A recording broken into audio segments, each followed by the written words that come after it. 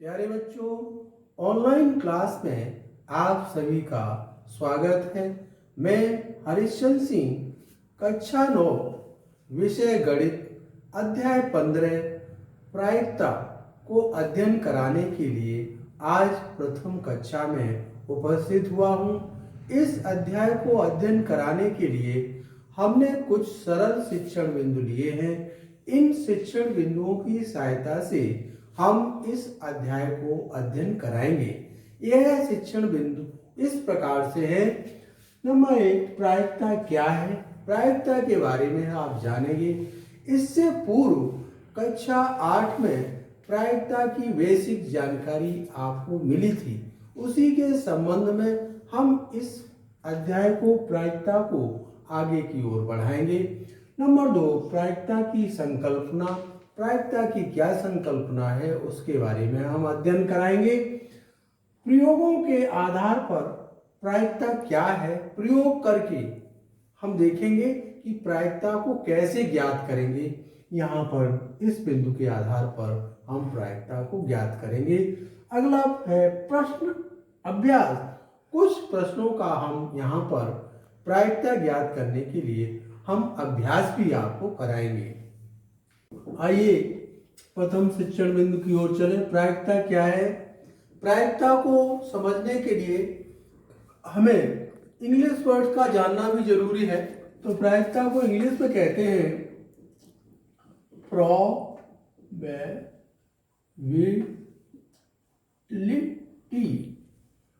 Probability को समझने के लिए, प्रायिकता को जानने के लिए एक शब्द आता है जो होता है संभावना। संभावना,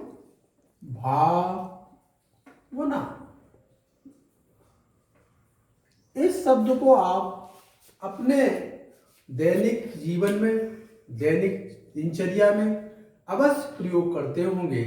जैसे उदाहरण के तौर पे आकाश में बादल उमड़ घुमड़ कर रहे हैं और उमस भी है, तो संभावना करते हैं कि वर्षा हो सकती है। तो संभावना हो, प्रोबेबिलिटी हो। इसी प्रकार से कक्षा में श्याम प्रथम आ भी सकता है, ये संभावना है। श्याम प्रथम आ भी सकता है और नहीं भी आ सकता है। इसी प्रकार से भारत में रबी की फसल अच्छी होने की संभावना है। इसी प्रकार से जब आप मैच खेलते हैं तो आशा करते हैं कि मेरी संभावना है कि आप अपने मैच को जिताएंगे या मैच जीतेंगे, ये संभावना है। इसी संभावना के आधार पर हम ये देखें कि इसमें अनिश्चितता होती है, ये निश्चित नहीं होती है, ये अनिश्चितता होती है। अर्थात प्रायिकता को हम समझें तो यह हो भी सकती है और नहीं भी हो सकती है। अर्थात यह एक संभावना है। संभावना, जैसे बरसात की संभावना आपने पूर्व से अनुभवों के आधार पर आपने बताया कि बादल उमड़ घुमड़ रहे, उमस भी है, ऐसा पूर्व में अनुमान ज्ञात मौसम विज्ञान के द्वारा लगाया जाता है। उसी के आधार पर हम ये कहते हैं वर्षा हो सकती है, लेकिन यह आवश्यक नहीं है कि वर्षा हो। तो इसके लिए हम प्रायिकता को यहाँ विश्लेषित करें तो प्रायिकता किसी भी घटना को घटित होने की प्रायिकता सदैव 1 होती है और किसी भी घटना के घटित न होने की प्रायिकता सदैव 0 होती है। अर्थात प्रायिकता को समझाने के लिए, समझने के लिए 2 बिंदु आवश्यक हैं। कौन से? 0 और 1। अर्थात 0, जैसे हम उदाहरण के तौर पे आपको बताएं कि हम ये कहें कि आज सूर्य पश्चिम में निकलेगा, तो आप तुरंत इसका अनुमान लगाएंगे, इसकी संभावना व्यक्त करेंगे, यह असंभव है। तो असंभव होने की प्रायिकता को क्या हुआ? असंभव होने की प्रायिकता को हम 0 लिखते हैं। असंभव की प्रायिकता को 0 लिखते हैं। बिल्कुल 100% गलत आपने साबित कर दिया। और किसी भी घटना के घटित होने की प्रायिकता, जैसे हम आपसे कहें कि कल सूर्य पूरब दिशा में निकलेगा तो आप उसको स्वीकार करेंगे। इसका अर्थ यह है कि इसकी प्रायिकता एक है, अर्थात प्रायिकता आपने देखी, घटनाएं देखी, घटनाएं घटित होने की जो प्रायिकता है वो 0 और 1 के मध्य होती है।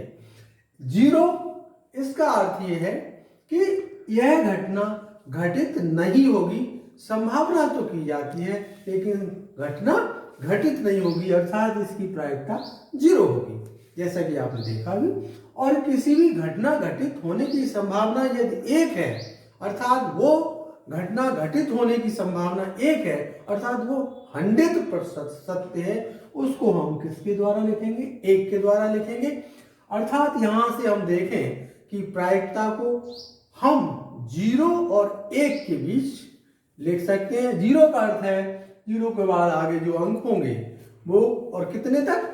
1 तक। अर्थात प्रायिकता को यदि हम ऐड करें, कई घटनाओं को यदि ऐड करें, कई घटनाओं को एक साथ जोड़ें, तो ई से ई का अर्थ होता है इवेंट और पी का अर्थ होता है प्रायिकता, प्रोबेबिलिटी। इस प्रकार से प्रायिकता को पी के द्वारा प्रदर्शित करेंगे और घटना को, जो भी घटना घटित होती है उसको ई के, उसे इवेंट कहते हैं। घटित होने की घटना होती है। इन घटनाओं, चाहे कितनी भी घटनाएं घटित हों, लेकिन उन घटनाओं का योग सदैव 1 के बराबर आता है, तो वह घटना घटित होती है। इस प्रकार से प्रायिकता के बारे में आपने संभावनाओं को समझा। इसी प्रकार से जैसे हम अपने घर में देखते हैं कि हमारे घर में कोई मांगलिक कार्य होने का संयोग बन रहा है, संयोग का मतलब चांस बन रहा है, आवश्यक नहीं है।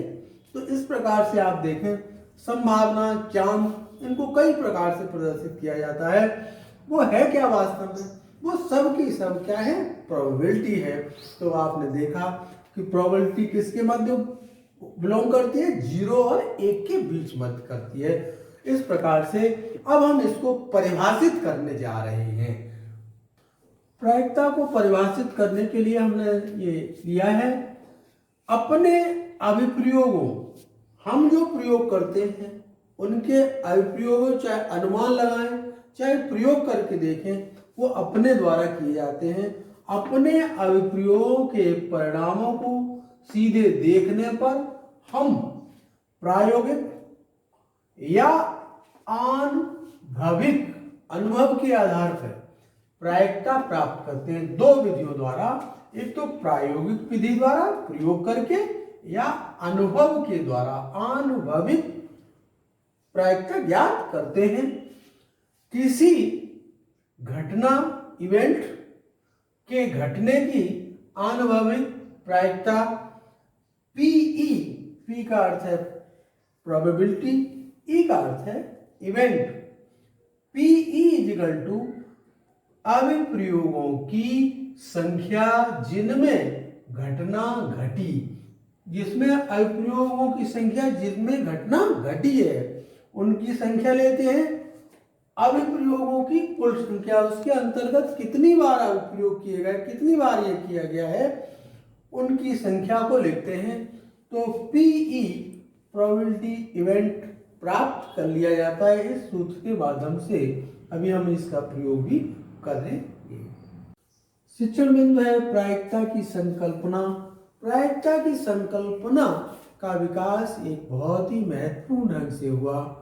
इसके विषय में 1654 में फ्रांस के एक ज्वारी सेवेलियर डी मेरे नामक एक ज्वारी से हुआ है। वह पासे के द्वारा, पासा होता है, पासे के द्वारा जुआ खेलता था। वह इस खेल से ग्रसित था कि इस खेल से हम कैसे उभर पाए, अर्थात अपने खेल की जीतने की संभावना को आगे रखने के लिए वह अपने ही देश के एक दार्शनिक व गणितज्ञ ब्लेस पास्कल से 17वीं शताब्दी में मिला। उसने अपनी इस खेल की समस्या को उनके समक्ष रखा और उनसे इस समस्या को हल करने का आग्रह किया।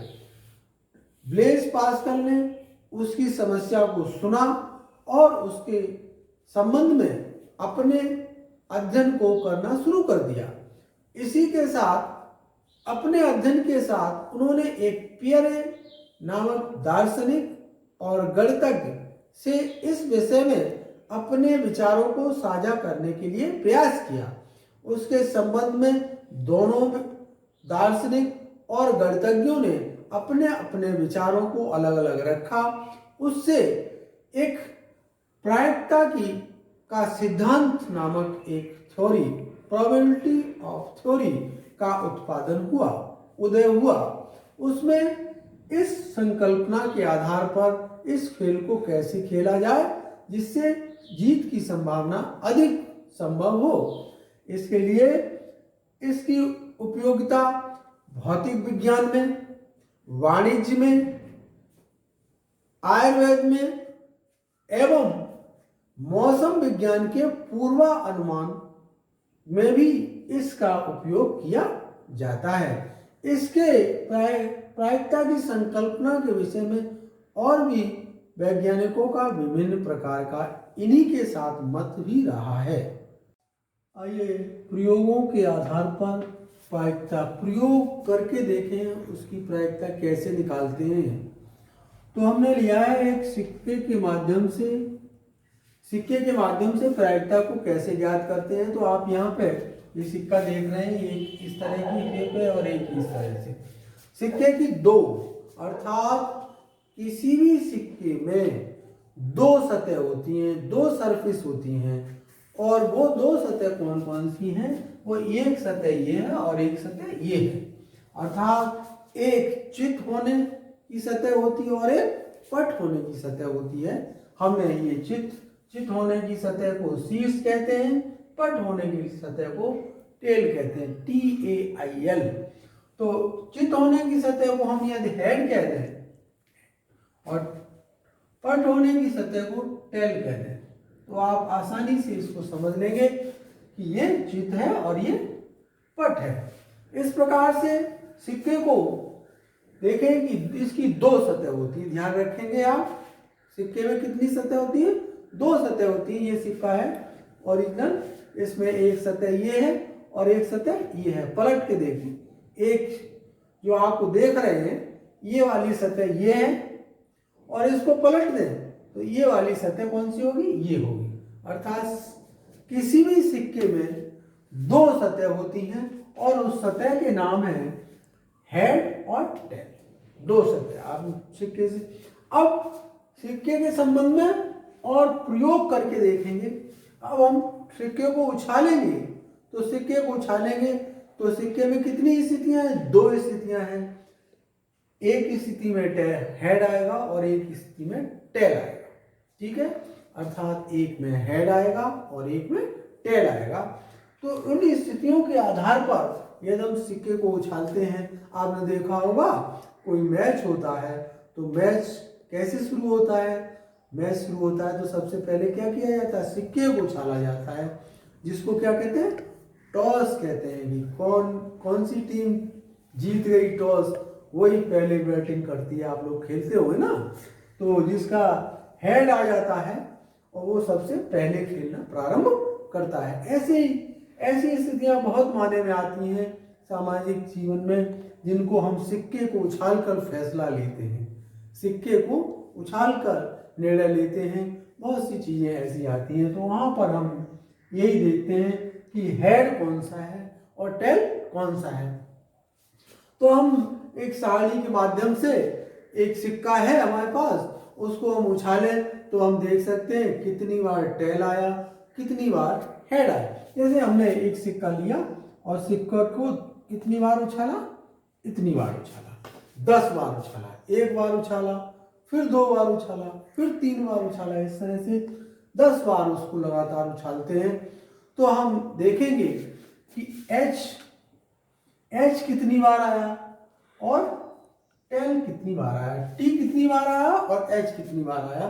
तो वहां से आप देख लेंगे कि मान लीजिए हेड 5 बार आया तो निश्चित तौर से आप कह देंगे टेल कितनी बार आएगा? 5 बार आएगा। इस तरह से प्रयोग करके भी इसको हम देख सकते हैं कि अब मान लीजिए 15 है, 15 बार सिक्के को उछाला तो हेड कितनी बार आया? हेड 6 बार आया मान लीजिए। तो टेल कितनी बार आएगा? तो टेल कितनी बार आएगा? 9 बार आएगा। इस तरह से इनकी संख्याओं को हम उछाल के, सिक्के को उछाल के इनकी संख्याओं को देख सकते हैं कि कितना हेड आएगा और कितना टेल आएगा। ये तो रहा एक सिक्के को। एक ही सिक्के को हम कई बार उछालते हैं तो आप ज्ञात कर सकते हैं कि हेड कितनी बार और टेल कितनी बार आया। अब ये देखें कि एक सिक्के को उछाला इतनी बार, अब कई सिक्के, एक सिक्का लिया, एक बच्चे ने लिया, दूसरा सिक्का दूसरे बच्चे ने लिया, तो दोनों सिक्के एक साथ उछालेंगे तो कितनी बार टेल आएगा, कितनी बार हेड आएगा, इसको हम सारणी के द्वारा आपको समझा रहे हैं। इस प्रकार से देखें सिक्कों की संख्या, यहाँ पे परिणाम, इसको आउटकम्स कहेंगे और ये सूत्र का हम प्रयोग करेंगे। अब देखें सिक्कों की संख्या, यदि एक सिक्का है, सिक्का कितना है? एक सिक्का है, तो एक सिक्के को हम क्या करेंगे? एक सिक्का है यहाँ लिखेंगे। परिणाम क्या होगा? उसको उछालेंगे तो परिणाम क्या होगा? परिणाम के लिए हम यहाँ पे एक सूत्र का निगम करें। सिक्के में सरफेस 2 होती हैं, सिक्के में सरफेस 2 होती हैं, तो यहाँ 2 लेंगे और जितने बार उछालेंगे सिक्के को, जितने बार उछालेंगे, हमने एक बार उछाला, उनकी संख्या को n लिख देंगे। क्या लिखेंगे? n, 2 to the power n। इसका प्रयोग हम कर लें तो यहाँ पे बहुत आसानी से आप ज्ञात भी कर सकते हैं। सिक्कों की संख्या 1 है, परिणाम क्या प्राप्त होंगे? सूत्र के माध्यम से हम यहाँ पे निकालेंगे। देखिए यहाँ पे 2 to the power कितनी संख्या? 1 है, तो यहाँ पे 1 लिखेंगे, अर्थात कितना आएगा? 2 आएगा। अर्थात आउटकम जो आएगा, परिणाम जो आएगा, वो कितना होगा? 2 होगा। अर्थात सिक्के को उछालेंगे तो हेड भी आ सकता है और टी भी आ सकता है। एक सिक्के को उछालें तो उसके परिणाम क्या होंगे? उसके आउटकम क्या होंगे? H T. अर्थात यहां से हम प्रायिकता को ज्ञात करें कि एक सिक्के को उछालें, उसकी प्रायिकता क्या होगी, उसकी संभावना क्या होगी। अर्थात एक सिक्के को उछालें, उसकी संभावना क्या होगी? 1/2। उसकी संभावना 1/2 है ना। एच की संभावना, टी की संभावना 1/2। अब इसी प्रकार के दोनों सिक्के को एक साथ उछालें तो दोनों, यहाँ 2 लिख लें, ध्यान देना, 2 लिख लें, 2 सिक्के एक साथ उछाले जाएंगे। आउटकम क्या आएगा? तो यहाँ पर सूत्र का उपयोग हम कर लें तो 2 to the power कितने बार उछालेंगे? 2 बार उछालेंगे, तो 2 लिख लें, तो यहाँ कितना आएगा? 2 × 2 इक्वल टू कितना हुआ? 4। तो आउटकम कितना आएगा? आउटकम यहाँ कितना है? 4 है। 4 कैसे आएगा? देखिए, अब एच भी आ सकता है, पहले दोनों हेड भी आ सकते हैं। पहला हेड, एक हेड और एक टेल भी आ सकता है, इस प्रकार से। अर्थात दोनों सिक्के हेड आ सकते हैं। दूसरे बार फेंकेंगे तो एक हेड आ सकता है, एक टेल आ सकता है। तीसरा जब बार फेंकेंगे, थर्ड में फेंकेंगे तो पहला टेल आ सकता है, ये हेड आ सकता है। अगला जब फेंकेंगे तो दोनों क्या आ सकते हैं? टेल आ सकते हैं, अर्थात दोनों टी आ सकते हैं। इस प्रकार देखें 4 थी तो 4 को हमने कैसे लिखा है? ये हेड है, हेड टी हेड और टी दोनों कितने हो जाते हैं? इस प्रकार से हम इनको 2। इसी प्रकार से अब हम 3 को एक साथ उछालेंगे, यहाँ पे 3 लिख लेंगे, 3 को एक साथ उछालेंगे, तब देखें इसकी प्रायिकता कैसे ज्ञात करेंगे। इस प्रकार से ये सिक्के कितने हो? 3 सिक्के एक साथ उछाल दिए हैं, 3 सिक्के एक साथ उछाल दिए जाए तो सूत्र कैसा होगा? 2 to the power 3 is equal to 2 into 2 into 2, अर्थात 2 into 2 8। कितनी होंगे? 8। आउटकम कितने होंगे? 8। हमने यहाँ लिख भी दिया है। एच तीनों हेड आ सकते हैं, दूसरी घटना में 2 हेड और 1 टेल आ सकता है। तीसरी घटना में एक हेड, टेल और फिर एच आ सकता है। चौथी घटना में हेड, टी आ सकता है। इस प्रकार से ये संभावनाएं हैं। इस प्रकार से T H H, T H T,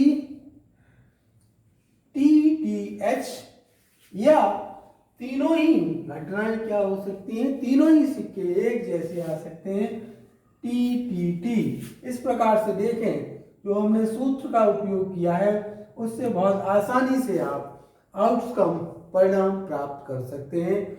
इस प्रकार से हम देखें, एक सिक्का उछालने पर उसकी संभावनाएं क्या होंगी, 1/2 हों। 2 सिक्का उछालने पर उसकी संभावनाएं क्या होंगी, 1/4। 3 सिक्का उछालने पर उसकी संभावनाएं क्या होंगी, 1/8। इस प्रकार से इन संभावनाओं के आधार पर हम इनको ज्ञात आउटकम ज्ञात कर सकते हैं कि ये किस प्रकार से होंगे। आइए 4 प्रश्न अभ्यास प्रश्न को करेंगे।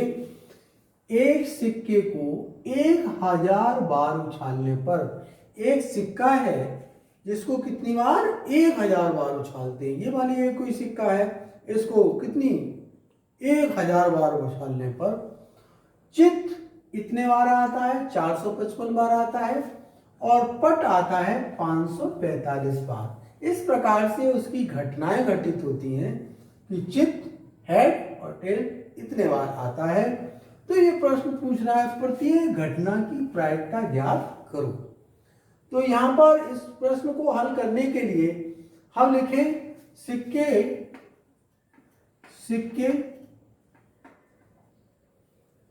सिक्के को 1000 बार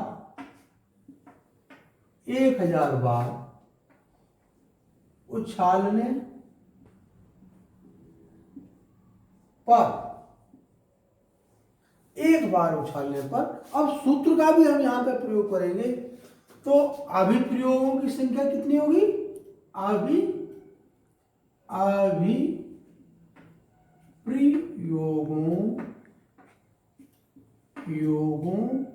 की संख्या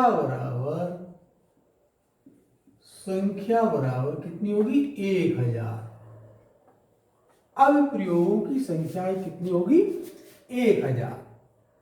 यहां हम चित मान लें, ये बात माना कि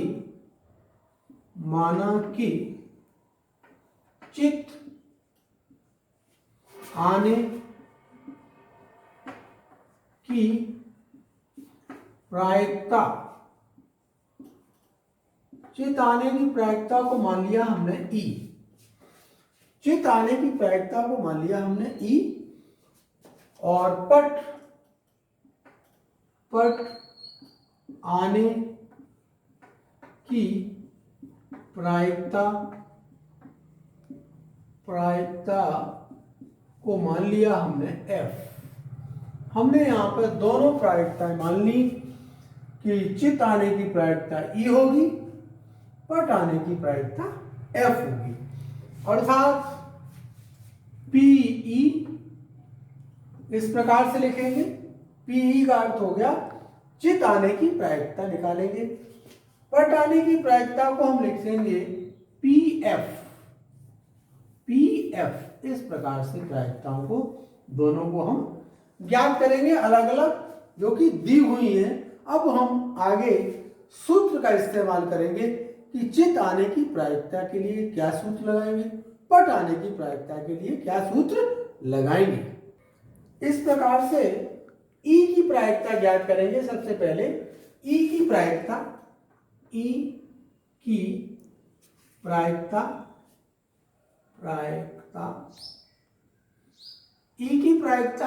के लिए हम यहां पर इसका सूत्र लगाएंगे। चित आने की बात संख्या, चित आने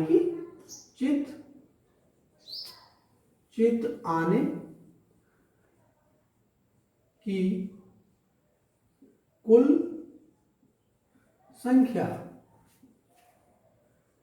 चिताने की कुल संख्या बटे क्या लिखा है, अभिप्रयोगों की संख्या।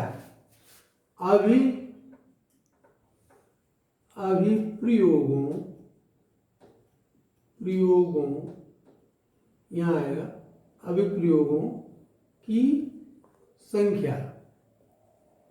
अभिप्रयोगों की संख्या यहां पे देखें, अब चिताने की कितनी है, 455 है, यहां लिख देंगे। अभिप्रयोगों की संख्या 1000। इस प्रकार से इसको जब हम हल करेंगे तो 0.455 ये आता है, अर्थात PE इक्वल टू ये आ गया 0.455 ये। इसी प्रकार से हम F की प्रायिकता ज्ञात कर सकते हैं। कैसे? F की प्रायिकता, F की प्रायिकता सूत्र लगाएंगे सीधा, पट आने की प्रायिकता। पट आने की प्रायिकता कितनी होती है, दी है